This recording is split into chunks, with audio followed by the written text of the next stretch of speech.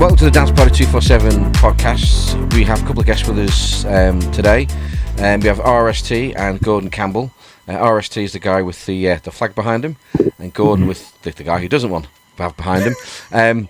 Obviously, there's DJ Envy as normal, and myself, DJ T.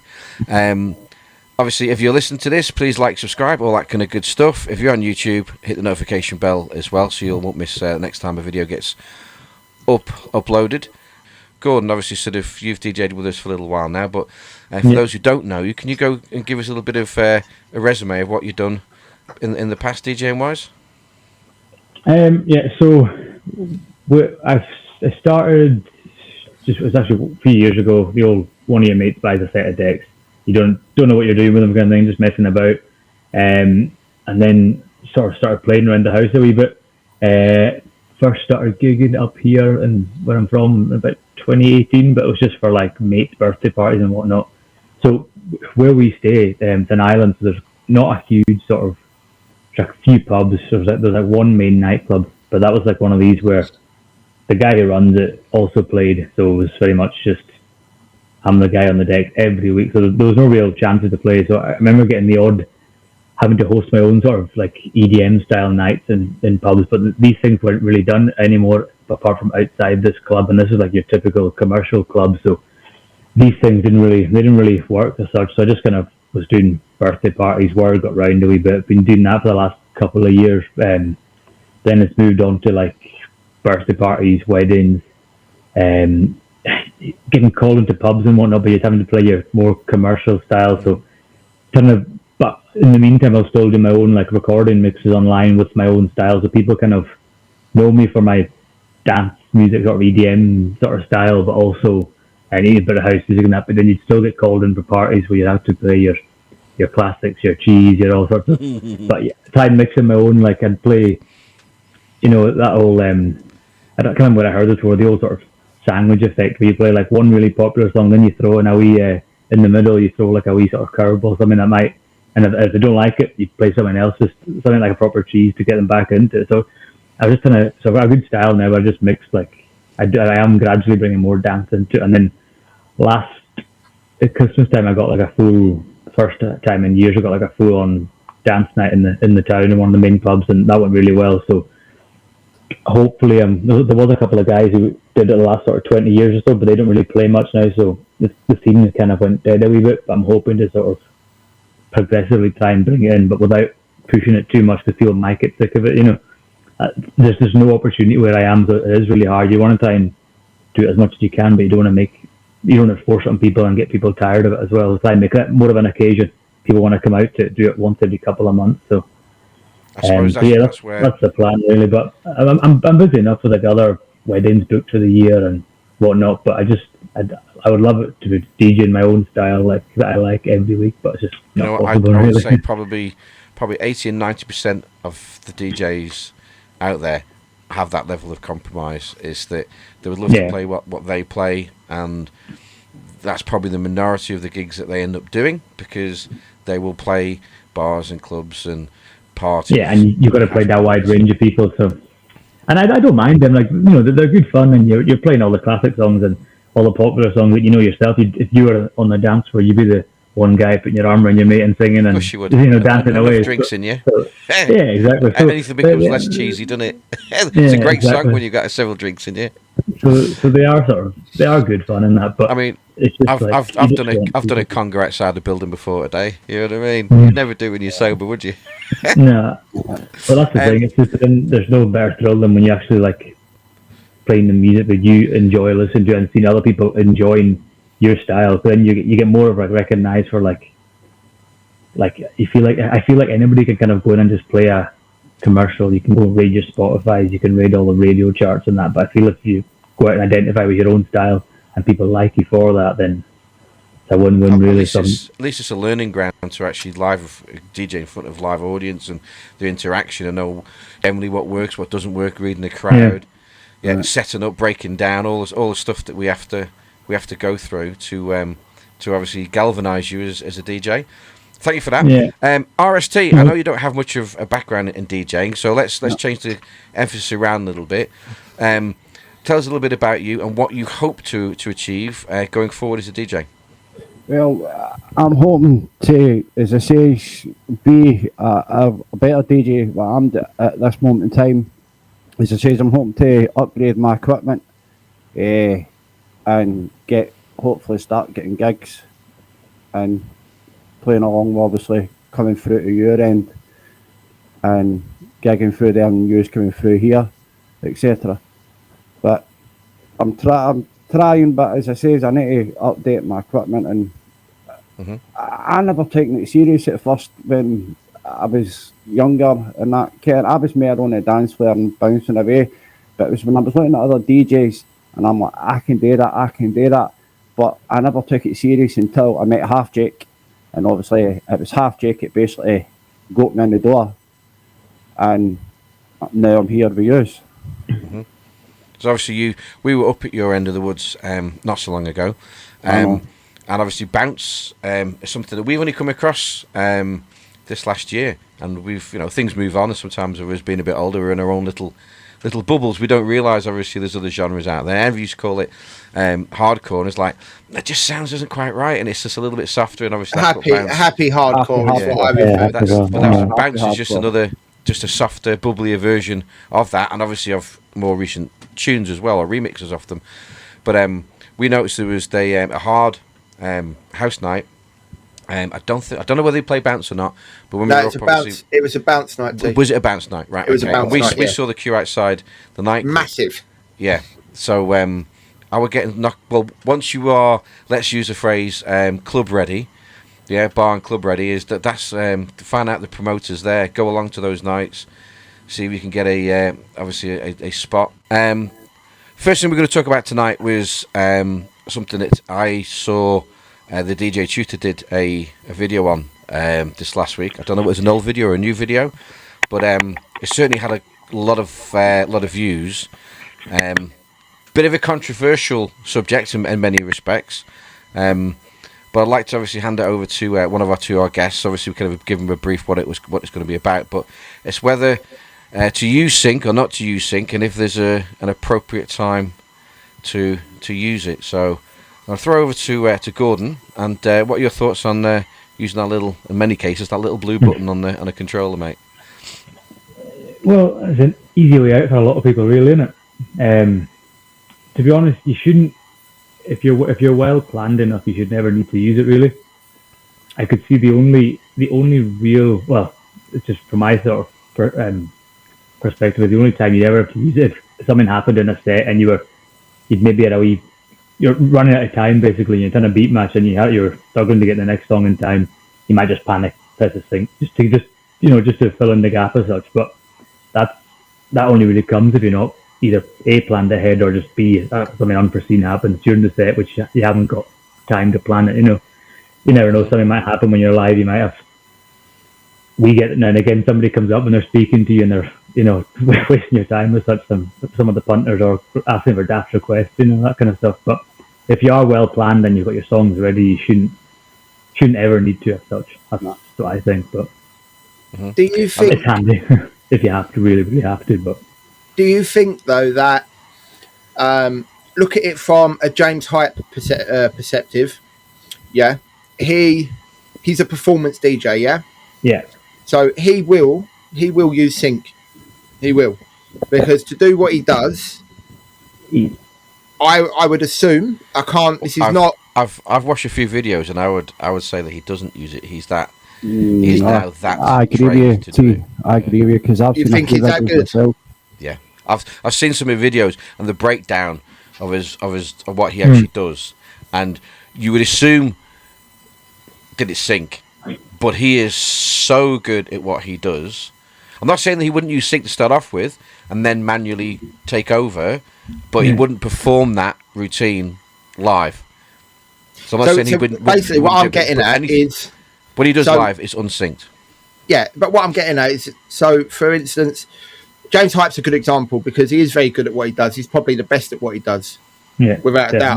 I think we can all agree he is exceptional. And he's current and he's new as well, so that makes him very popular, doesn't it? I mean, but with sync, if I was to try and imitate what he does, I would need to use sync.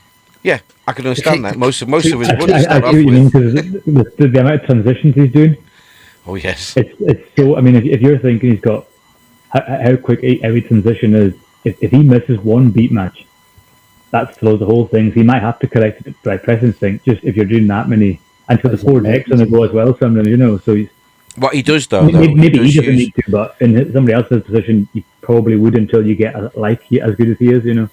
I watched the video last week of him and a breakdown, which was done May or June, something like last year, and he uses quantize everything. Excuse me, I got a brand new microphone, and you probably realising I'm headbutting it with me blinking me hat. So Why don't you take your hat off, T? Why don't you take your hat off? I could put my hat the other way around, but I look too much like a chav.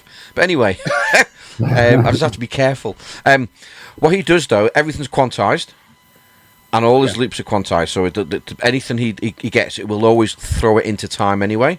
So, quantize, in this respect he's using it, is syncing for him, isn't it?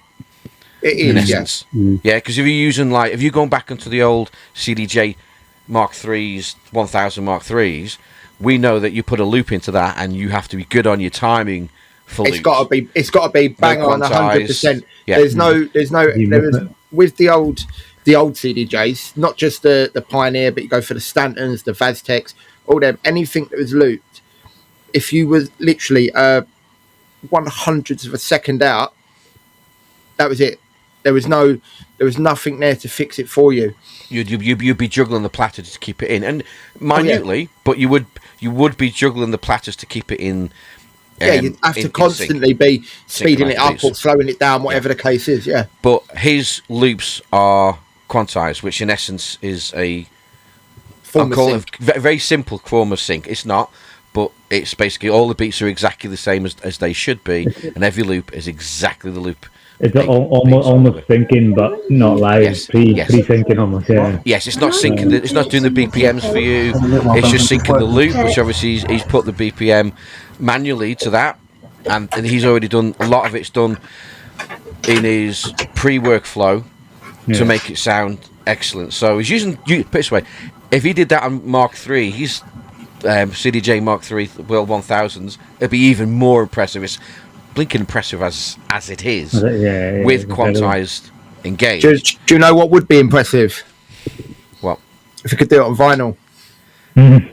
Yeah, again, that would be impressive. Actually, definitely. I'm not just saying it because I originated from vinyl. There was a certain amount of DJs back in the day who could do things like that. Well, the thing is, you cannot, absolutely 100%, you can't replicate what he does on vinyl. There's no way you can do that, because he stutters like DJS has just been on live with us this evening, and he stutters obviously the cue. You can't stutter. Yeah. You can beat juggle. No. You can beat juggle really, really fast on 2 decks, but you cannot stutter, and you cannot put the loop in down to a point where basically it's like 1,000th of a second, and then go up with that. And you can't physically do that. It's impossible. Build-ups all the time. Yeah, you can't. You could do a lot of the fundamentals that he does, but when he's got several loops, you just cannot replicate what he does. You can beat mix on vinyl, you can beat juggle and all that kind of stuff over 2 mixed tracks or 2 other tracks. You can do all that kind of stuff. But what he does is using technology, and that's, you know what, we've talked about it many, many times. That is the absolute prime example of how you do a performance. If you've got time in the middle of a mix, 3 or 4 or 5 minutes, why aren't we all kind of emulating doing some of that at the right appropriate time in our mixes? Because it just takes things to the next level. That's what the equipment allows you to do.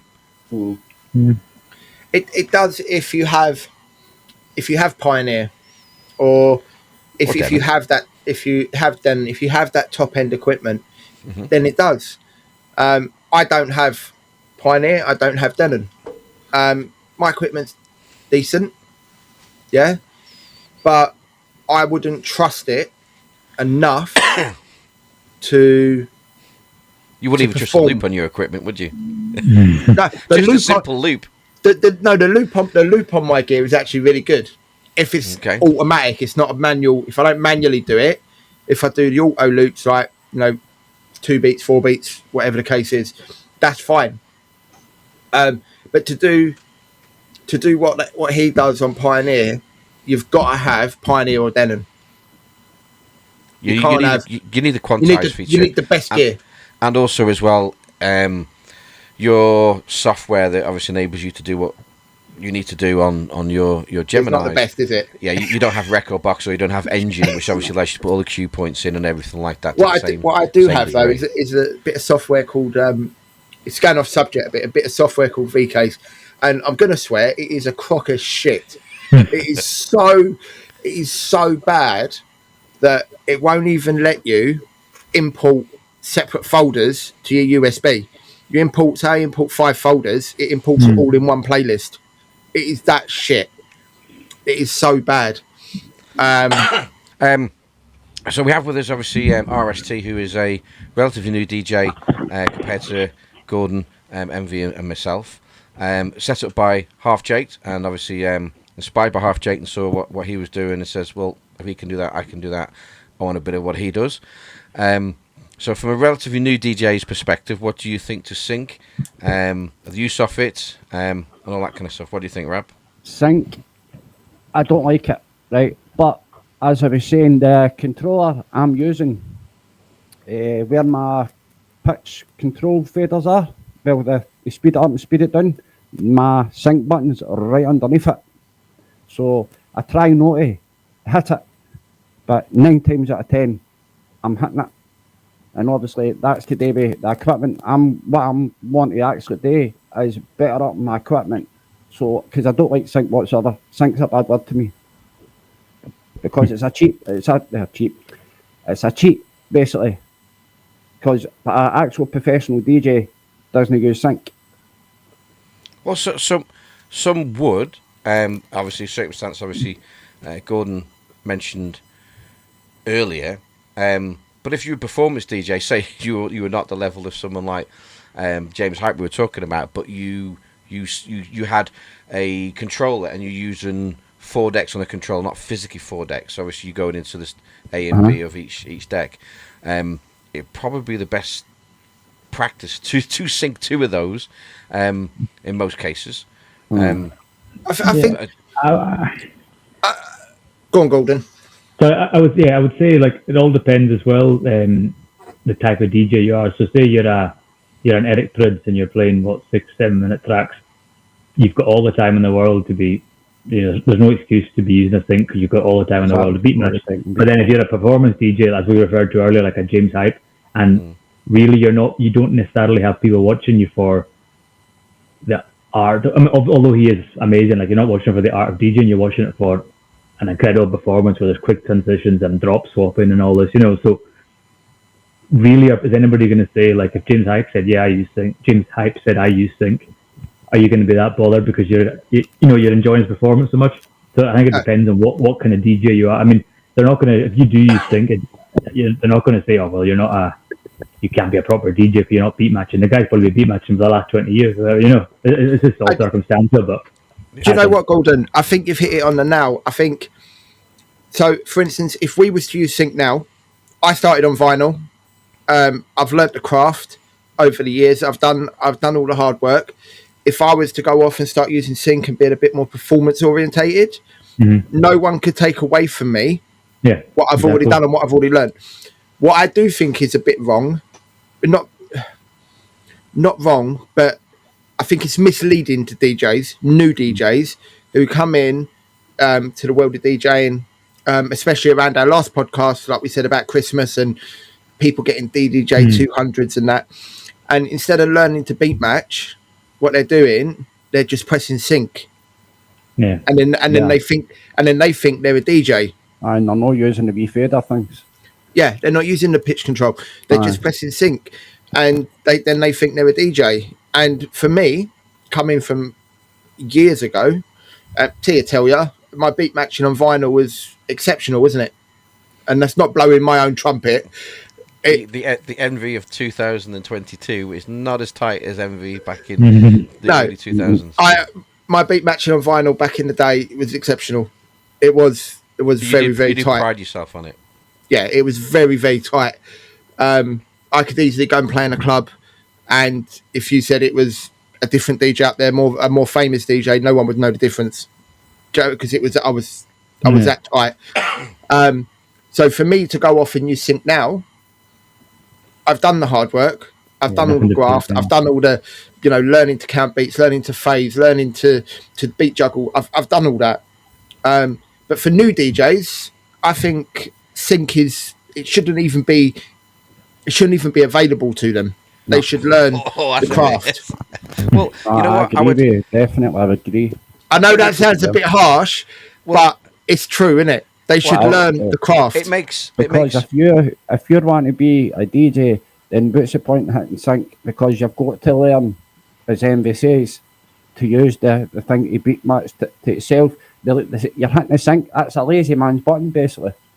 All right. Well, let's put it this way. There's 2 points I want to make. Is that who does sync matter to, whether you use it or don't use it? Do you know who it matters to? Other DJs, and that's all. It's the only people it matters to. The crowd couldn't give two shits. They don't care if you're pressing sync, if you're beat matching on vinyl, if you're using a controller, if you're using CDJ separate, if you're using all of it in one go. They do not care. Yeah. Sync is a DJ thing, and it's like an old school DJ go, no, you shouldn't use sync. A new school DJ go, well, it's there, so why can't I use it? Yeah. And I think that's what it boils down to, because Joe Bloggs on the dance floor, they don't care. And I think if you break it down, I think it's more about DJs being a bit anal about old school and new school. I think that's what it comes down to. I think that if it's acceptance amongst your peers as much as anything else. That if you were back in the day where you had no controllers, the controllers weren't even thought about, let alone pre-CD decks and everything like digital movement. If you just had vinyl, you had no choice. Yeah, you had to learn. How many DJs were around then that had tried it and given it up because they couldn't physically beat match? So it was harder. Entry was harder. The world we live in is not the world was back then. I would say to all those DJs who do use sync, is absolutely make you a better DJ to learn the old school ways of doing it. Even if you went into a club that didn't have a controller, or you were very unlikely now to go find somewhere with vinyl, because you wouldn't have any vinyl yourself to rock up with. But assuming you got an MP3 stick, a USB stick, you can go into obviously use digital separate decks or controllers. That you might well have to call upon those skills. You would gain respect amongst your peers without shadow of a doubt. The guys that obviously are joining you before and after your sets, obviously you're taking over from or handing over to.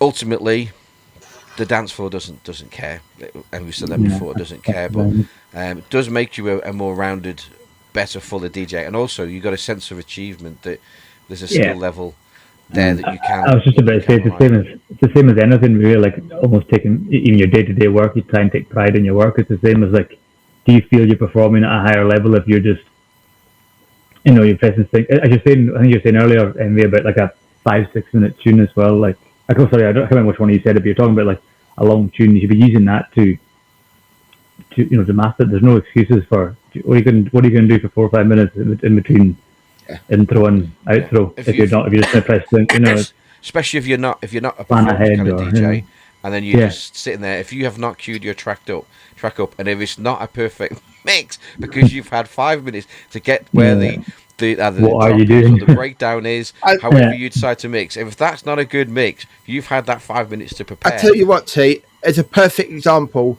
about what we're talking about having 4 or 5 minutes to mix.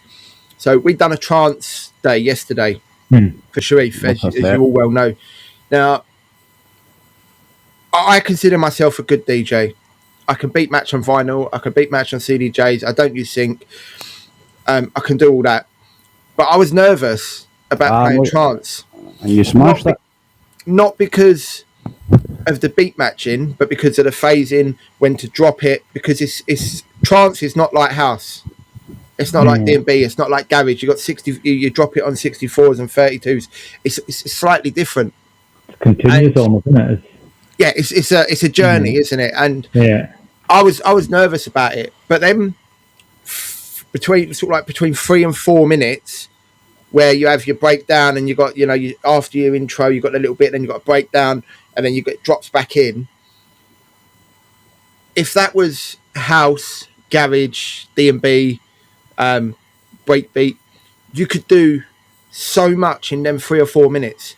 There's so much you could do by using sync, because you could drop another tune in, sync it, and you can start messing around with it. You can loop it, you can sample it. There's so much you can do. Yeah. I mean, the thing is, you don't have to use sync for that, but if sync allows no, but what I'm saying is to do it, and then you learn the skill without sync, take the stabilizers off. And if you're performing live, I'm not being funny. If I was performing live and I thought, do you know what, I'm going to try something new, I probably would.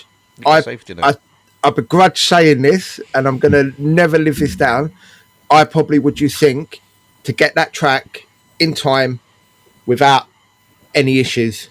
Just sync it up, job done. You can start looping it. You can do whatever you want with it, and then you can take that track out, and then you can put your next one in. The question I have is, how many times have you thought something like that you haven't prepared in advance, that you were going to actually do? In reality, you don't do it, do you? You go, you know what, I'll practice that, and then I'll do it for real. Yeah, I think on a radio show, it's not the end of the world, is it? No, but if you're in front of a live audience, if you've got 300 people, 400 people, whatever it is, standing in front of you, and you're a tiny bit out on a big sound system, 4,000 or 5,000 watts, you're going to notice. You don't want to take risks you don't want to take risks on match day, do you? No. You don't. No. You don't. If you haven't practiced it, it shouldn't be part of your repertoire on that. It shouldn't day. be If something that you practice and you probably got it 70-80% of the time, then yeah, that's probably taking a risk. But it's a calculated risk, isn't it? Yeah.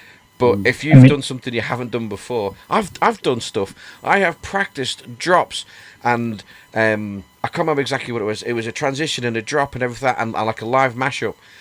And I did it on air. I was doing loops. That's right. I was just doing loops and stuff like that. And you know what? No one appreciated it. Because when I actually did it for real, I had the volume too low on it. So it just went over everybody's head. But I've done that about 30, 40, 50 times. And I was getting it right 7 or 8 times out of 10. Like the last couple, it was like every time. The last 10 was like, yeah, bang on every time. Come to do it, I messed it up. I missed it by a quarter of a second. And there wasn't enough volume on the outro. So I messed it up. But again, done on a radio station, would I have tried that live? I'd have probably practiced that little trick probably a little bit more. Yeah. Or not done it. Gordon, you was going to say? Yeah, I've forgotten it. I've had it occasionally where some, like, I don't know if you had it as well, where you don't, like, you last minute choose, you're going to throw in another song. So you got one song lined up and you say, I'm going to throw this one in quick, because you're kind of rushing a wee bit. And some, I don't know if it's more like an EDM sort of style, your big room kind of style or what, but sometimes you get these introduction, like the intro beats that there's a wee bit of an offbeat, and they throw you completely. And so I load it in, and I'm like, oh no, I totally forgot there's an offbeat, and you're trying to get it, and you're like, I'm running out of time here, So I've had that a few times where, like, you've done a late swap, you've forgotten it's a nightmare to beat match, and by the time it's come to, because you do get the odd one, and sort of the style I play, anyways, you do get the odd offbeat intro, and it can throw you, and sometimes you have to just fucking. Half Jake said that a lot of producers do that on purpose. They have an intro before the intro, just to catch you out. That you'd have to cue it forward, for example. If you listen back to my garage mix that I done today, 3/4 through one of the tracks, it goes into a breakdown, and then it goes into that offbeat that you're talking about. Yeah, and I didn't know the track, and I'd already brought the other track in. So it went into a quick breakdown and then dropped back into this offbeat, and I see it on the waveform, and I was like, too late. I was like, please. And lucky enough, it fell in. It just flowed. So them offbeats can be anywhere. They can be at the beginning. They can be in the middle. If you don't know your tracks, you can get caught out, and that's where sync would come in very handy. Well, if it was completely off, it might not get anywhere near close to there's that as well, isn't there? I've had some songs where, like, where you are rushing and you've been just a couple of milliseconds out, and you think, right, I've got to press sync here, and the way the controller reads it, it puts it way off. it makes it even worse. Something obviously Definitely. the software's reading it differently, or it's actually made it worse when you run it. I used to do it on double beating. Well, yeah, literally, yeah, exactly right. Where it thinks the one is, it's not, and it's half a beat out. So you get a very nice clippity clop, and it's very consistent. it's half the beat out. I've had that on Virtual DJ. I mean, yeah, but that's because it's not quantized. Yeah, exactly. And you would have to. I mean, obviously, Record Box, you go in and you would change the grid, so therefore, it obviously then would line up. But I learned to DJ through online videos. And I'm Virtual DJ, and I've pressed sync thousands and thousands of times on Virtual DJ. Fake DJ. I have, but you'll never see me where I am now. Press and sync. I don't have sync on my my separate decks. I don't press sync when I'm out. I've gone through that phase of basically because I was talking to Envy that back in the day I saw. In Amsterdam, this massive unit, this kind of big, that was synchronizing beats for video. So basically what you can do on a laptop now, or just do on your sync button, it took a machine like this size in a bar in Amsterdam to do, and I was impressed. And then I came across Virtual DJ, and you can sync tracks by just pressing one button, bang, you're in. You think you're a DJ, you go, hey, this is cool. And then I got a home mix, which is only 1%, not even 0.02, I had one of them. We have now. A home one mix. whole percent. The rectangle thing like that, when and the thing's lifted up, you put your CDs in. So you had to have two tracks that actually were exactly the same BPM to get them matched. Literally, you had to. I learnt a little bit more on that, and then I got a little mobile setup, which obviously had we talked about the 4 little Denons with the tiny little jog wheels and a massive CD unit underneath. Yeah, I learnt actually how to beat mix properly on there, and once you can do it, well, why would I go back to using sync? Because it's the craft that you've worked hard to achieve, so therefore you wouldn't rely on it. I tell you what, though, T. There's one situation where if I was able to use sync and be that performance DJ that's a very few DJs are, if I was to play a festival. And I wanted to wow the crowd. If you could wow the crowd by using sync, like we said before, they don't know. No. They just think you're doing it. They're none the wiser, are they? And I think they're the sort of times where, if you're going to be a performance DJ, they're the sort of times where you would use it. Well, I think what you said before is that your perception of James Hypers, he must sync because he's that good. Yeah, he's that tight. There's no mistakes ever. But he's using technology which helps keep him in timing. Yeah. So therefore that's easier. Plus it's his rhythm and his timing and natural ability and all that kind of stuff as well. Yeah. And think about it. You think what it's like with 2 decks, and you put 3 decks, and you've got to think 4 decks. What he said, it was not a problem. 4 decks, you can get them in, but remembering where you are and listening to which part's going out on which deck at any one time. I struggle with 2 sometimes. Which one's going out? Is one faster or slower? That's the skill, isn't it? That's where the fundamentals of DJing, your beat matching, your phasing, and your ear. That's where all that comes in, because you can't learn that by pressing sync. And that's why a lot of new DJs, as we spoke about in the last podcast, when I mentioned about the DJ I see on Facebook says, I'm a DJ now, I can stream to the world. And on his video, he weren't even touching the jog wheels. There was no pitch control move. Well, the thing is, okay, let's take it to the next level, is that we've talked about sync, but what about software now will actually move your key for you to sound 2 tracks that you would never be able to play in vinyl or on typical CDs. They can physically, they're too far out. Rule of thumb is if you pitch up or down 3%, any more than 3%, you're out. You've taken it out of the key. It still may well work slightly, but you've taken it out of the original key. So you have to get, when you're doing a set together, the rule of thumb, especially for newbies, is keep it fairly tight in terms of your BPMs. So therefore you're not having to be pushed outside that zone. But now you can have something that's several BPM different, completely different key, and it'll just put it in, and you'd never be able to play those tracks ever back to back before, if they were on vinyl. But now you can, because the software allows you to do it. Is that cheating? again, it's not cheating. It's To use modern technology, isn't it? you're just using what's available to you, aren't you? Yeah. I think, but there's a lot of stigma around sync itself, isn't there? There's a lot of stigma around sync. I was very against it, and Tia tell you guys, But I was like, my point let's is not use it. I hated it, but I think over the last year and a half, I've sort of come to terms. Well, why not use it? Well, if you're back in the day, would you have a BPM counter on your vinyl? No, you No. would. No, You you didn't know wouldn't. what the BPM was. Yeah. You might work it out. You might be sit there and time it for a minute and go, yes, that's 128. But is it 128.1, 128.5? You don't know for sure because some tracks. But now you use it as available, yeah. You think it's 128, and that gets It's all you in done the by these, isn't it? ballpark. By your ears. No. In the ballpark to obviously think, well, if that track says 128 and that one's 28, wherever you are, they're going to be pitched fairly similar, then, aren't they? Not exactly the same, but pitched fairly similar. Now, you just move your on especially when doing transfer the day, it's like just move your pitch and it says 128 or 138 as it was. Without minor adjustments, you're pretty much more than in the ballpark. You're very, very close without actually having to do anything more. Is that fair? Should you not use the BPM? Should you not use mixed in key to give you the actual key so you know those tracks go? So you don't have to listen to your ears so much nowadays. You just know that 99 times out of 100, those tracks will go. Because literally, on my shows, I download the tracks, I still might be doing on the Saturday, and I'll just play them out. I have typically not played them before.